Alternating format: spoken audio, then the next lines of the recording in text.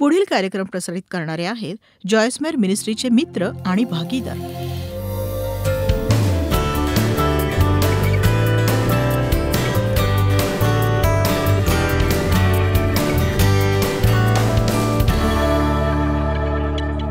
एक सांगू, विश्वासाने एखादी गोष्ट मिळणं एक गोष्ट, पण अनुभवाने प्राप्त होणं दुसरी गोष्ट. जसं मी म्हणते की कायद्याने मिळवणं असे अनेक आशीर्वाद आहेत जे कायद्याने आपले आहेत, कारण ख्रिस्ताने मरण पत्करलं, त्याचं रक्त सांडलं, आपल्या रक्ताने त्याने नव्या कराराला मोहर लावली आणि नव्याने जन्मलेले विश्वासणारे या अधिकाराने आपण त्याच्यासोबत वारस आहोत. हा आपला वारसा आहे आणि त्याच्यावर मालकी हक्क असण्यानेच लोकांसाठी ते वादाचं कारण बनतं. इस्रायली लोक मिसर देशातून गुलामीतून बाहेर पडले. ते मिसर देशात गुलाम होते. हे पापाचे गुलाम असल्यासारखेच आहे. परमेश्वराने त्याचा मुक्तिदाता मोशेला पाठवलं, त्याने आपला मुक्तिदाता पाठवला येशू ख्रिस्त, आणि आपण पापाच्या गुलामगिरीतून बाहेर पडलो. ते फारोच्या गुलामगिरीतून बाहेर पडले आणि ते पदार्पण करू लागले त्या वचनदत्त भूमीकडे. आपण पापाच्या बंधनातून बाहेर पडतो आणि परमेश्वराची वचनं ऐकतो आणि ते आपल्या आयुष्यात लागू करायलाही शिकतो आपण. पण इस्रायली लोकांना एका जागेतून पार जावं लागलं, ज्याला बायबल रान असं म्हणतं. ते पार करण्यासाठी केवळ 11 दिवसांचा प्रवास होता, थेट रानाच्या आरपार. पण त्यांना त्यासाठी 40 दयनीय अशी वर्ष लागली तिथे पोहोचायला, आणि काही जण तो मार्ग काही केल्या पार करू शकले नाहीत. कित्येक लोक बाहेर पडले, कित्येक जण आपल्या मुलांना घेऊन बाहेर पडले. काही जणांनीच वचनदत्त भूमीत प्रवेश केला. यहोशवा, कालेब आणि आणखी काही मुलं जे जबाबदारी घेण्याच्या वया एवढे नव्हते, जेव्हा परमेश्वर त्यांना त्रस्त होऊन म्हणाला, तुम्ही वचनदत्त भूमीत प्रवेश करणार नाही. आता आपण त्यांच्या कहाणीकडे लक्ष देतो आणि म्हणतो की किती मूर्खपणा. तो प्रवास जर 11 दिवसांचा होता तर त्यांना त्यासाठी 40 वर्ष कशी काय लागू शकतात?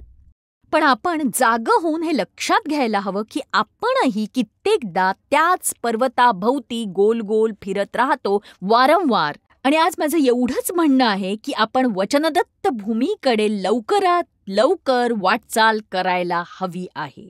तर त्यांना वाटलं की त्यांचे शत्रूही त्यांची समस्या आहे.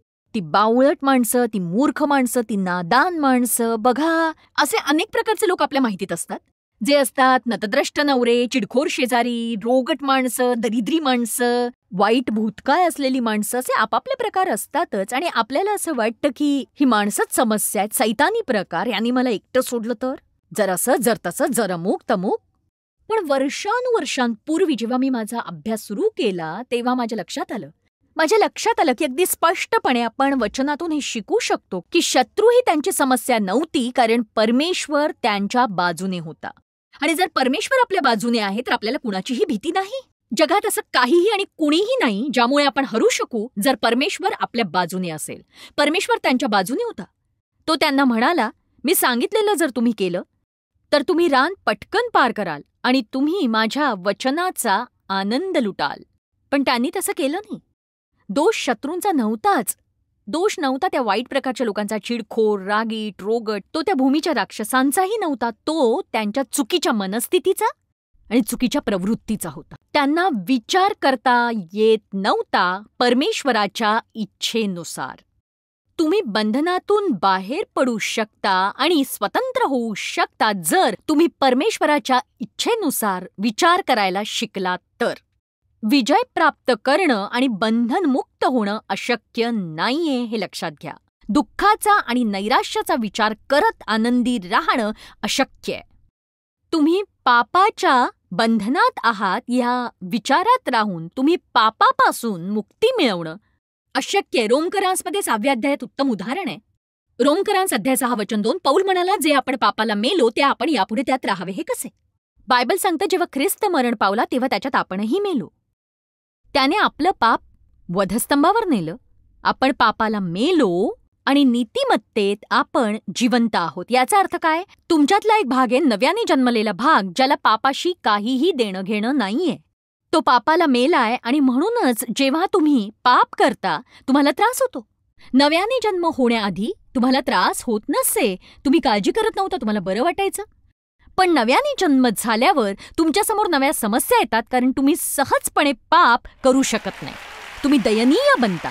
म्हणजे तुमच्यातला एक भाग तुम्हाला पाप करू देत नाही. तुम्ही तो देह घेऊन फिरता, ते नवीकरण न झालेलं मन, अनियंत्रित भावना, हट्टी इच्छा घेऊन फिरता तुम्ही, ज्याच्यावर देवाने आणि पवित्र आत्म्याने कार्य करायची गरज असते. हे खरं तर आपलं रान आहे, हे लक्षात ठेवा. जोवर देववचनाने आपल्या मनाचं नवीकरण होत नाही, तोवर आपला अंतरात्मा हे आपलं रान असतं.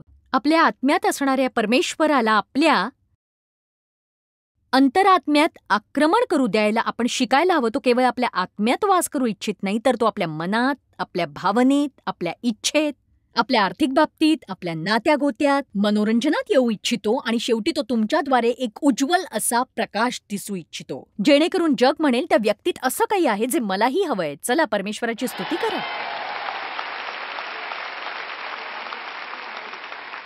रोमकरा 6:2 म्हणतं आपण पापास मरण पावलो, पण रोमकरा 6:11 म्हणतं तसे तुम्ही स्वतःला पापाला मेलेले आणि ख्रिस्त येशूमध्ये देवाला जिवंत झालेले माना. मला हे आवडतं, कारण त्यात म्हटले माना ही एक मनाची प्रक्रिया आहे. म्हणूनच तुम्ही रोमकरा 6:2 मध्ये म्हणा की तुम्ही पापात मेले आहात, आणि रोमकरा 6:11 म्हणतं की तुम्ही स्वतःला पापात मेलेले माना. विश्वास ठेवा की तुम्ही पापाला मेलेले आहात. म्हणूनच आपण म्हणू की मी पापाला मेले आणि ख्रिस्तात मुक्त झाल्याची गाणी गाऊ. पण मग आपण पापाला घाबरत असतो. आपण म्हणतो आपल्याला व्यसन लागलं, आपण असे आपण तसे, मला हे जमत नाही, हे फार कठीण आहे, मला हे पार करता येत नाही. आणि मग आपण त्या रानावनात अडकून बसतो आणि आपण परमेश्वरासारखा विचार करावा, ते म्हणावं जे परमेश्वर म्हणतो, आणि त्यानेच रान पार करण्याचा मार्ग आपल्याला पटकन सापडेल आणि आपण वचनदत्त भूमीत प्रवेश करू. तुम्ही तुमच्या विचारांवर नियंत्रण करू शकता. परमेश्वराच्या मदतीने, पवित्र आत्म्याच्या मदतीने, पवित्र आत्म्यावर अवलंबून राहून तुम्ही तुमच्या विचारांवर नियंत्रण ठेवू शकता. पण तोवर नाही जोवर तुम्ही आपल्या विचारांचा विचार करत नाही. आणि मी त्याला म्हणते तुम्ही काय विचार करता यावर विचार करणं, कारण जिथे जिथे मन जातं तिथे माणूस जातो. तुम्हाला तुमचं जीवन आवडत नसेल तर घरी जा, स्वतःला कडकडून भेटा. तुम्ही काय विचार करत होतात याचा विचार करा. इतर सगळ्या गोष्टींना दोष देण्याऐवजी स्वतःला कडकडून भेटा आणि स्वतःला विचारा की तुमचे घाणेरडे विचार बंद करण्याची वेळ आलीये का? आमेन. तुमचं मन स्थिर करून योग्य गोष्टींवर लावा. तुम्हाला माहिती एक सगळ्यात लोकप्रिय वचनं जी आम्ही मनावर संदेश देताना वापरतो. 2 कोरिंथ अध्याय 10 वचन 4 आणि 5. आमच्या युद्धाची शस्त्रे दैहिक नाही तर तटबंदी जमीनदोस्त करण्यास ते देवाच्या दृष्टीने समर्थ आहेत. तर्कवितर्क व देवज्ञानाविरुद्ध उंच उभारलेले असे काही सर्व काही पाडून टाकून प्रत्येक कल्पना ख्रिस्ताधीन व्हावी म्हणून आम्ही बंदिवान करून नेतो. म्हणजेच आपण जाणतो की मनात युद्ध असतं. चुकीचे विचार, तर्क, सिद्धांत असतात जे परमेश्वराशी सहमत नसतात, आणि बायबल आपल्याला जबाबदारी देतं ते शोधून ते नष्ट करण्याची. आता बघा, ही जबाबदारी आपली असूनही केवळ आपली नाही, कारण जेव्हा तुम्ही पवित्र आत्म्यावर अवलंबून राहता तुम्ही केवळ इतकंच म्हणायला हवं, देवा मी जेव्हा चुकीचा विचार करीन तेव्हा मला त्याची जाणीव करून दे. प्रार्थना करा, परमेश्वरा अयोग्य विचार प्रत्येक वेळी मनात आल्यावर मला जाणीव करून दे. उगाचच मूर्खासारखे विचार करण्याची परवानगी मला देऊ नकोस. मला जाणीव करून दे जेव्हा माझ्या मनात वाईट विचार येतील. आणि अशी प्रार्थना करू लागल्यानंतर तुमच्या लक्षात येईल की मी असा विचार नाही करता कामा, मी तसा विचार नाही करता कामा, हे परमेश्वराच्या वचनाच्या अनुरूप नाहीये. आणि ही तटबंदी जमीनदोस्त तेच करू शकतील ज्यांना परमेश्वराच्या वचनाबद्दल सूक्ष्म दृष्टी आहे. आणि त्याचाच एक भाग म्हणून तुम्ही आज इथे आहात. मी तुमच्यासाठी टाळ्या वाजवते, कारण तुम्ही सुट्टीचा दिवस दिलाय, एका पार्टीची रात्र दिलीये, कामाचा आठवडा संपलाय. तुम्ही काहीही करू शकला असतात. तुम्ही कुठेतरी वायफाय खर्च करत बसू शकला असतात. नको त्या ठिकाणी जाऊन तुम्ही वेळ घालवला असतात. आठवडाभर काम करून थकून तुम्ही सोफ्यावर लोळत पडला असतात. एखादा चित्रपट बघायलाही जाऊ शकला असतात. पण तुम्ही तसं केलं नाहीत. तुम्ही इथे हजारोच्या संख्येने आहात, अगदी वरपर्यंत बसले आहात परमेश्वराच्या वचनाचा अभ्यास करायला, उपासना करायला. आणि मला कौतुक आहे या गोष्टीचं. मी टाळ्या वाजवते तुमच्यासाठी. पण मला हेही सांगायचंय, मी तुम्हाला निराश करू इच्छित नाहीये, पण विजयी होण्यासाठी इतकंच पुरेसं नाहीये. तुम्ही सकाळी उठून अभ्यास करायला हवाय. मग ती प्रार्थना असो, उपासना करा, दुसऱ्या दिवशी चर्चला जा, एखाद्या रात्री चर्चला जा, पूर्ण आठवडाभर देवाची सेवा करा. पुढच्या आठवड्यात 5ही दिवस माझे टीव्ही प्रोग्राम पहा, तुमच्या मोबाईलमध्ये ते घ्या, तुमच्या टॅबमध्ये घ्या, तुमच्या कम्प्युटरमध्ये घ्या. केवळ अभ्यास करत राहा वचनाचा, वचनाबद्दल, वचनासाठी. आणि लवकरच तुम्ही एकदम वेगळ्या पद्धतीने विचार करायला सुरुवात कराल. रोमकरास अध्याय 12 वचन 2, या युगाबरोबर समरूप होऊ नका, पण मनाच्या नवीकरणाने स्वतःचे रूपांतर होऊ द्या, यासाठी की देवाची जी उत्तम, ग्रहणीय व परिपूर्ण इच्छा ती काय आहे हे समजून घ्यावे. मलाही तुम्ही सगळेच खूप आवडता. यिर्मया 4:14, हे यरूशलेमे, तू आपल्या अंतःकरणाची दुष्टता धुवून टाक, म्हणजे वाटशील तुझे वाईट विचार तुझमध्ये कोठवर वसणार. मला हे फार आवडतं. यिर्मया 4:14, तुझे वाईट विचार तुझ्यामध्ये कुठवर वसणार, कुठवर वसणार. सर्वप्रथम माझ्या लक्षात आलं की इस्रायली लोकांची समस्या ही होती की ज्यामुळे विजयी होण्यासाठी त्यांना इतका वेळ लागला आणि पुष्कळ जण तर विजयी होईपर्यंत टिकलेच नाहीत. पण दुःखाची बाब माहितीये का की कित्येक लोक जे येशूवर विश्वास ठेवतात, जे स्वर्गात जातील, पण या पृथ्वीवर विजयाचा आनंद ते कधीही अनुभवणार नाहीत. कधीच नाही. तुम्हाला माहितीये, तुम्ही स्वर्गात जाण्यासाठी विजयाची गरज नाही. ख्रिस्ताच्या रक्ताने तुमचं तारण झालंय. पण त्या प्रवासाचा आनंद लुटण्यासाठी तुम्हाला विजय हवा आणि इतरांकरता तुम्ही साक्ष ठरण्यासाठी त्यांना तुमच्या आयुष्यात ते कार्यरत होताना दिसायला हवं. आमेन. तर मला सगळ्यात आधी हे दिसलं की त्यांना त्यांच्या भविष्यासाठी एक सकारात्मक अशी दृष्टी नव्हती आणि ते सततच भूतकाळाविषयी बोलत राहायचे आणि त्यांना वाटायचं की त्यांचा भूतकाळ त्यांचं भविष्य ठरवतोय. मी तुम्हाला हे सांगते की तुमचा भूतकाळ काहीही असो, सध्या तुमच्या आयुष्यात काहीही चालू असो, अशी कोणतीही शक्ती नाही जी तुम्हाला एका अद्भुत अशा भविष्यापासून रोखू शकते. तुम्ही जर आत्म्याद्वारे पाहायला शिकलात तर. बघा, बायबल यशया 11 असं म्हणतं, येशूने केवळ डोळ्याने पाहून आणि कानाने ऐकून गोष्टी केल्या नाहीत, तर तो आध्यात्मिक डोळ्याने पाहायचा. बघा, आपल्या चेहऱ्यावर डोळे आहेत, कानही आहेत, पण आध्यात्मिक डोळ्याने आपण ते पाहतो जे आपण या आपल्या शारीरिक डोळ्यांनी पाहू शकत नाही. बघा, शारीरिक डोळ्यांनी आपण आजूबाजूचं पाहू शकतो, जे आजूबाजूला घडत असतं ते. पण आपले आध्यात्मिक डोळे ते पाहू शकतात जे आपले हे डोळे पाहू शकत नाहीत. आपण विश्वासाच्या प्रवृत्तीने पाहतो आणि म्हणतो, देव म्हणतो माझं भविष्य चांगलं असेल आणि मी त्यावर पूर्ण विश्वास ठेवतो. हल्लीच मी एका कॉफी शॉपमध्ये होते. एका बाईने मला ओळखलं. ती माझ्याशी बोलायला लागली. ती म्हणाली की मी तुमच्या सेवा कार्याला पत्र लिहून माझ्या सगळ्या समस्या सांगितल्या वगैरे वगैरे. मग ती मला तिच्या समस्या सांगायला लागली. ती म्हणाली की माझ्या आयुष्यात मला गाडीखाली ढकलून देण्यात आलं होतं आणि मी तिला हे सांगून दुखवू इच्छित नव्हते, पण तिथून आल्यावर माझ्या मनात विचार आला, बाई मलाही गाडीखाली ढकलण्यात आलं, पण आता मी ती चालवती हे लक्षात घे. आमेन. खरं तर ती बोलता बोलता थांबली, मला गाडीखाली ढकलण्यात आलं आणि मी सांगू शकते की आजपासून 1 वर्षांनी किंवा 5 वर्षांनी 10 वर्षांनी ती कुठेतरी बसून स्वतःची तीच ती दुःखी कहाणी कुणाला तरी सांगत बसेल आणि ती अधिक कटू बनत जाईल, कारण जीवनात होणाऱ्या परिवर्तनाची तिला कधीच आशा नव्हती म्हणूनच. आणि हे नक्कीच चांगलं नाही. मी तिला सांगण्याचा प्रयत्न केला की परमेश्वर परिवर्तन नक्कीच घडवून आणू शकतो. तू देवावर विश्वास ठेव, देवावर विश्वास ठेव. प्रत्येक वेळेला काय होतं की अशी एक भिंत आड येते आणि आपण काहीतरी निमित्त देत राहतो. तिची केस जरा स्पेशल केस होती. ती इतरांसारखी नव्हती. तिच्यासारखी दुखावलेली दुसरी कोणीच व्यक्ती नव्हती. तिला गाडीखाली ढकललं गेलं. 4ही चाकं तिच्यावर होती. पण तिथून बाहेर पडण्याचा तिचा काहीही हेतू नव्हता. पण मी ती गाडी चालवायचा निर्णय घेतला. आणि तुम्ही देखील तेच करू शकता. पण मी तुम्हाला एक सांगते, तुमच्यासाठी इतर कोणी निर्णय घेऊ शकत नाही. तो निर्णय तुमचा तुम्हीच घ्यायला हवा.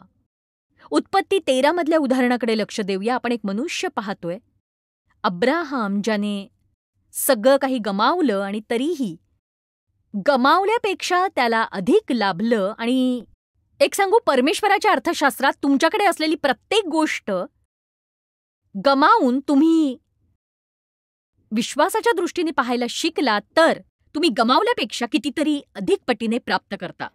इयोबाने सगळं काही गमावलं, भयंकर त्रास सोसला. शेवटी परमेश्वराने त्याने जे गमावलं होतं त्यापेक्षा दुप्पट दिलं. आपल्याकडे जे आहे त्यात सहभागी करून अब्राहमाने आपल्या भाच्याला लोटला आशीर्वाद दिला आणि त्या दोघांची भरभराट झाली. त्यांच्याकडे भरपूर गुरं होती, भरपूर कर्मचारी होते, इतके की त्यांचं एकमेकांसोबत पटेना. आणि अब्राहम लोटाकडे गेला, पुढाकार घेतला, शांती प्रस्थापित करण्याच्या हेतूने म्हणाला, कृपा करून आपल्यात काही बेबनाव होऊ देऊ नको. भूमीचा कुठला भाग तुला पाहिजे ते ठरव आणि मी तुला नको असलेला भाग घेईन. बघा, ही खरंच खूप नम्रतेची प्रवृत्ती होती. कारण बघा, त्या जागी मी असते तर मी म्हणाले असते, मला जे हवं ते मी आधी घेते, मग उरलेलं तू घे. कारण मी दिलं नसतं तर तुला मिळालंच नसतं ते. पण साहजिकच अब्राहम एक देवाचा माणूस होता.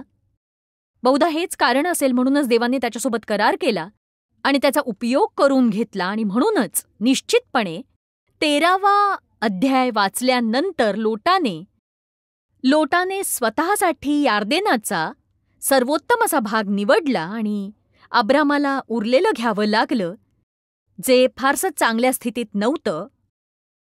पण 14व्या वचनामध्ये असं म्हटलंय, लोट अब्रामापासून विभक्त झाल्यावर परमेश्वर अब्रामाला म्हणाला, तू आहेस तेथून उत्तरेकडे, दक्षिणेकडे, पूर्वेकडे आणि पश्चिमेकडे दृष्टी लावून पहा. जो हा सर्व देश तुला दिसत आहे तो तुला व तुझ्या संतानाला मी कायमचा देईन.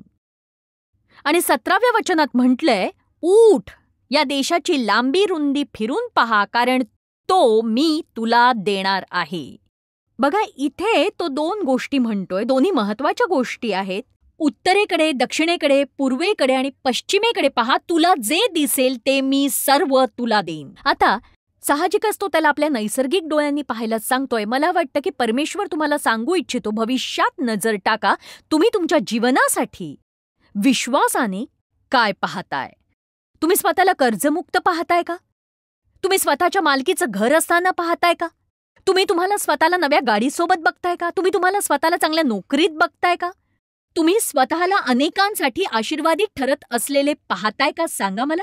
किंवा तुमचं स्वप्न पूर्ण झालंय असं तुम्हाला दिसतंय का? सांगा मला. मग ते स्वप्न काहीही असो, जोवर ते परमेश्वराचंही स्वप्न आहे, तुम्ही ते स्वप्न जगू शकता. दिसतंय का? दिसत नसेल तर तुम्हाला ते कधीही प्राप्त होणार नाही.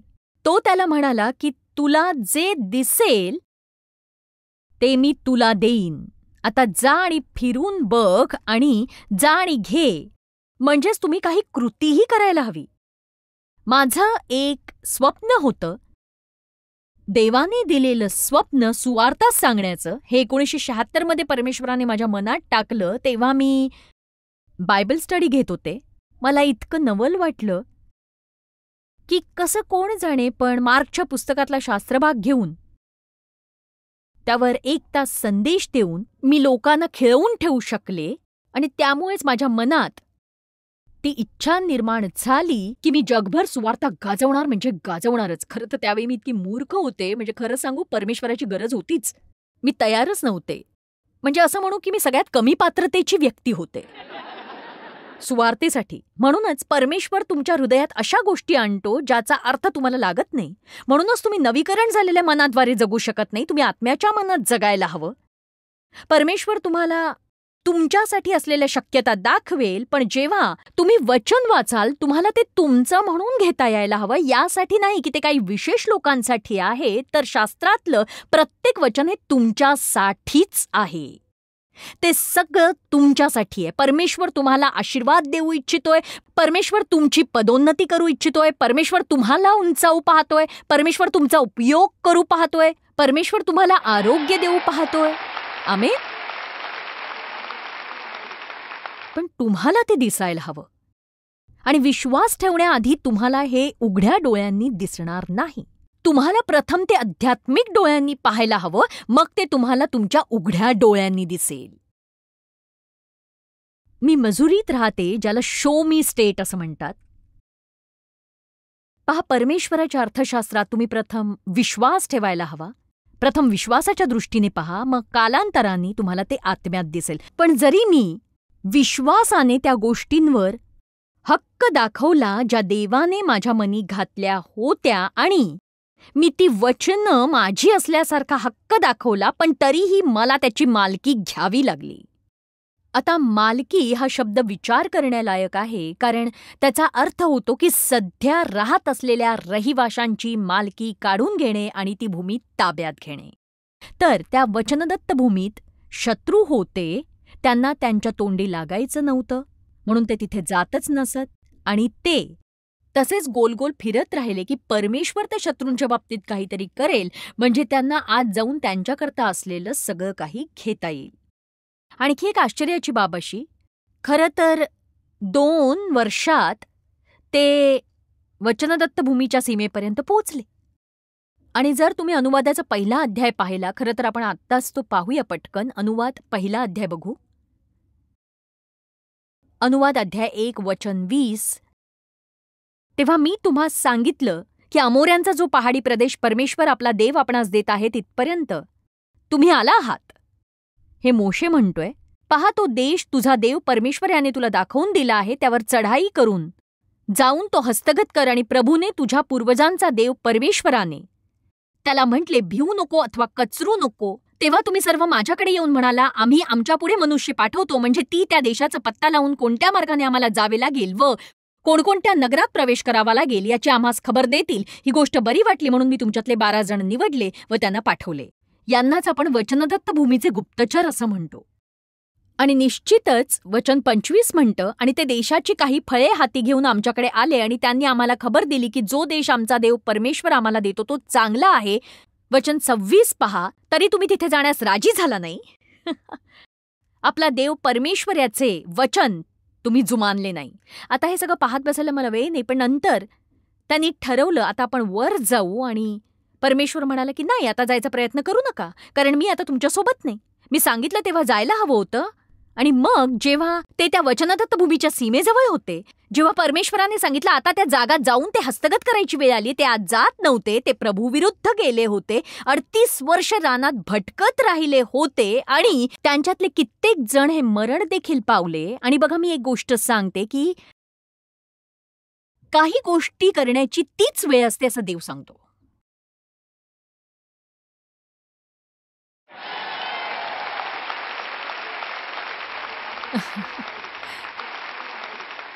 आणि जेव्हा परमेश्वर तुम्हाला एखादी गोष्ट करायलाच सांगतो, तेव्हा ते करण्यासाठी तो तुम्हाला अभिषिक्तही करत असतो. आणि दुसऱ्या सोयीस्कर वेळेपर्यंत तुम्ही ते पुढे ढकलता कामा नये. तुम्हाला अधिक सोपं वाटेल अशा वेळेपर्यंत, तुम्हाला तयार असल्यासारखं वाटेल तोपर्यंत, कारण मग तुम्हाला वाटेल की मला आता थकल्यासारखं वाटतं, आता बस. मग तुम्हाला ते करावंसं वाटेल. त्या वेळेसाठी परमेश्वराचा अभिषेक तुमच्यावर नसेल, मग काय उपयोग त्याचा? आपण हे शिकायला हवं की जेव्हा परमेश्वर आपल्या जीवनाला स्पर्श करतो, आपण ते गंभीरतेने घ्यायला हवं. तुम्हाला कळतंय परमेश्वर तुमच्या वाईट प्रवृत्तीवर काही करू इच्छितो, करू द्या. तुम्हाला कळतं परमेश्वर अक्षमाशीलतेविषयी काही करू इच्छितोय, करू द्या त्याला. क्षमा करणं किती कठीण आहे याबद्दल काही निमित्त देत बसू नका त्याला मूर्खासारखी. कठीण काय आहे सांगू तुम्हाला? लोकांचा द्वेष करणं. लोकांना क्षमा करण्यापेक्षाही कठीण ते आहे. द्वेष, कटुता, राग यापेक्षा क्षमा करणं सोपं आहे. सतत विषारी राहण्यापेक्षाही सोपं आहे. परमेश्वर जर तुम्हाला एखाद्या वाईट सवयीविषयी काही दाखवून देतोय, जर तो त्यावर बोट ठेवतोय, तर ते कठीण आहे असा विचारही तुम्ही करता कामा नये, कधीच नाही. कारण परमेश्वर तुम्हाला अशी कुठलीच गोष्ट दाखवणार नाही जे करण्याची क्षमता तो तुम्हाला देणार नाही, जेणेकरून तुम्ही विजयी होऊ शकाल. म्हणून तुम्ही विश्वास ठेवायला हवा. परमेश्वरावर विश्वास ठेवा. ईमेलद्वारे आम्हाला पाठवलेलं एक पत्र मला तुम्हाला वाचून दाखवायचंय. हे पत्र अतिशय सुंदर पद्धतीने लिहिलंय. मी 9वीत पोहोचेपर्यंत मी आयुष्यातल्या अडचणींपासून दूर पळत होतो. शाळेत मला मुलं उचलून घेत कारण मी बुटका होतो. माझ्या आजोबांनी वयाच्या 9व्या वर्षी मला माझं पहिलं पेय दिलं आणि मला लवकरच त्याचं व्यसन लागलं. मी 7 महिन्यांसाठी तुरुंगात गेलो. कित्येक वर्षांनी मी एका सभेत जॉयसला बोलताना ऐकलं. तेव्हापासून मी त्यांचे कार्यक्रम नेहमी ऐकले. आत्म्याच्या फळात वाटचाल केल्यास आणि परमेश्वराच्या वचनाचा जीवनी मार्ग म्हणून अभ्यास केल्यास ख्रिस्ती जीवन किती अद्भुत असू शकतं हे मी शिकलो. मला यावरच भर द्यायचा आहे, परमेश्वराच्या वचनाचा जीवनी मार्ग म्हणून अभ्यास करणं. यानी तुम्ही आशीर्वादित व्हाल आणि तुम्ही तुमच्या मनाचं नवीकरण करू शकाल वारंवार वारंवार. तुम्ही देवाच्या इच्छेप्रमाणे बनाल आणि देवाच्या इच्छेप्रमाणे तुम्हाला प्राप्त होईल. जॉयस मेयर मिनिस्ट्रीज करता तुम्ही खूप मौल्यवान आहात. आम्हाला तुमचं कौतुक आहे आणि जगभरामध्ये हे सेवा कार्य शक्य करण्याकरता आम्ही आमच्या मित्रांचे आणि पार्टनर्सचे आभारी आहोत. आम्ही एकत्रितपणे भुकेल्यांना खाऊ घालतो, गरिबांना वस्त्र देतो आणि राष्ट्रांना सुवार्ता सांगतो. तुमच्या प्रार्थनेच्या विनंती करता आमच्याविषयी आणखी माहिती मिळवा. जॉयसच्या कॉन्फरन्सच्या तारखा पहा आणि ख्रिस्ताची प्रीती जगभरामध्ये पसरवण्याकरता आमचे सहभागी व्हा.